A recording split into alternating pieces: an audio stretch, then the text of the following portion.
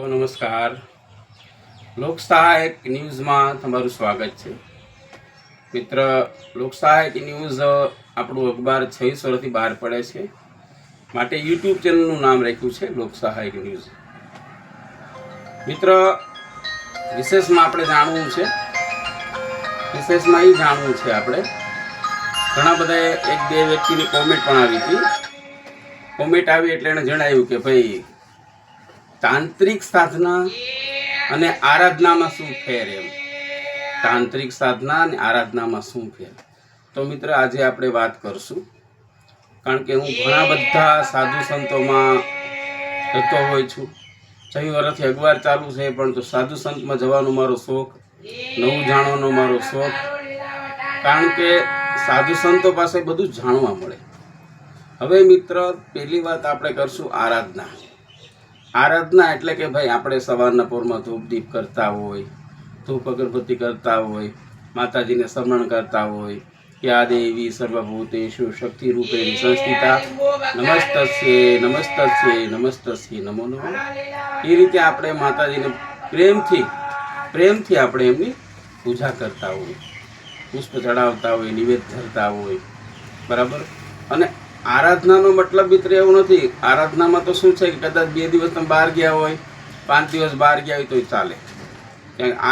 આરાધના મતલબ પ્રેમથી આપણે માતાજી કોઈ પાસે પ્રેમથી કામ કરાવવું હોય તેને આરાધના કહેવાય. પ્રેમથી એમ મતલબ શાંતિપૂર્વક દંડવત પ્રણામ કરીને કામ કરવું છે.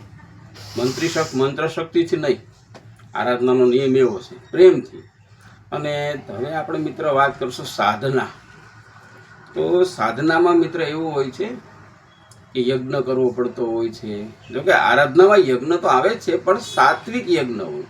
એમાં ઘી હોમાતું હોય છે, જવ હોમાતા હોય છે, બધી સાત્વિક વસ્તુ એમાં હોમાતું હોય આરાધનામાં. હવે મિત્ર, સાધનામાં કેવું હોય? સાધના તમને હું સમજાવું. સાધના એટલે કે નિયમ હોય એનો કે ભાઈ આ એટલા મંત્ર જાપ, 1.25 લાખ મંત્ર જાપ છે, 5.25 લાખ મંત્ર જાપ છે, બરાબર. આ મંત્ર જાપ પૂરા કરીશ અને આ યજ્ઞ કરીશ એટલે મારું કામ થશે. 1.25 લાખ મંત્ર જાપ કરે એટલે મિત્ર એનો મંત્ર સિદ્ધ થઈ ગયો. પછી શું કરે? સાધનામાં મિત્ર ઘણી બધી વસ્તુ હોમવાની આવતી હોય છે. સાધનામાં મિત્ર માંસ, મદિરા, એમાં એક તો હોય જ છે, પણ આવી બધી વસ્તુ તાંત્રિક લોકો હોમતા હોય છે. મિત્ર, 2 વસ્તુ છે, દેવ અને દાનવ. આ તો અનાદિકાળથી આવેલું એવું છે. એમ આ લોકો આ બધું હોમતા હોય છે. સાધનાનો સમય છે મિત્ર રાતના 12 થી 3. આરાધનાનો સમય છે મિત્ર, આરાધનાનો સમય છે સવારે 4 થી માંડીને બપોરના મતલબ સાંજના સવારના 8 વાગ્યા સુધી. 4 થી 6 નું બ્રહ્મ મુહૂર્ત કહેવાય છે મિત્ર. અને 7-8 વાગ્યા સુધી માણસ 7-8 વાગ્યા પૂજા કરતા હોય, કારણ કે અત્યારે કામના અભાવની હિસાબે. બાકી ખરેખર સાચી પૂજા 4 થી 6 ની બ્રહ્મ મુહૂર્તની પૂજા હોય છે મિત્ર. આ આરાધનાની પૂજા છે. હવે મિત્ર, સાધનાની પૂજા ક્યારે હોય? તો રાત્રે 12 વાગ્યા પછી થી 3 વાગ્યાની અંદર, 3 કલાકની અંદર આ સાધનાની પૂજાઓ હોય છે મિત્ર. સાધનાની પૂજામાં આપણે ઘણીવાર જોતા હોય છે, જાણતા હોય છે કે ભાઈ બલિ હોમતા હોય છે. આ બધી વસ્તુ વાંચેલું છે મેં, અને સંતો પાસે જાણેલું છે અને જોયેલું છે મિત્ર. કારણ કે એ વસ્તુ એવી સાધના એટલે કે બળજબરીથી વસ્તુ પ્રાપ્ત કરવી. બળજબરીથી એમ મંત્રહીનમ ક્રિયાહીનમ ભક્તિહીનમ, બરાબર. બળજબરીથી એમ એટલું યાદ રાખવાનું. મંત્ર શક્તિથી એમ. ને કોઈ પણ વસ્તુ એક તમને સમજાવું કે કોઈ આપણે દાખલો તમને આપું, ભાઈ તારીની આખો દિવસનું કામ કર મારી ત્યાં, એટલે હું તને 450 રૂપિયા આપું. કેટલા? 450 આપું.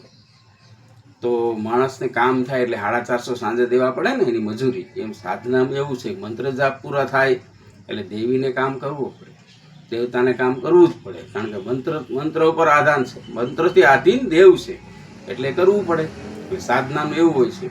પણ સાધના કરવા કરતાં મિત્ર, હું એક દશનામી જીતેન્દ્રગીરી બાવાજી અતીતનો દીકરો કહું છું, આરાધના કરવી. કારણ કે પ્રેમની વસ્તુ બહુ મહત્વની વસ્તુ હોય છે. કોઈ પાસેથી તમે બળજબરીથી લઈ લ્યો અને પ્રેમથી લ્યો, કેવડો ફેર પડે.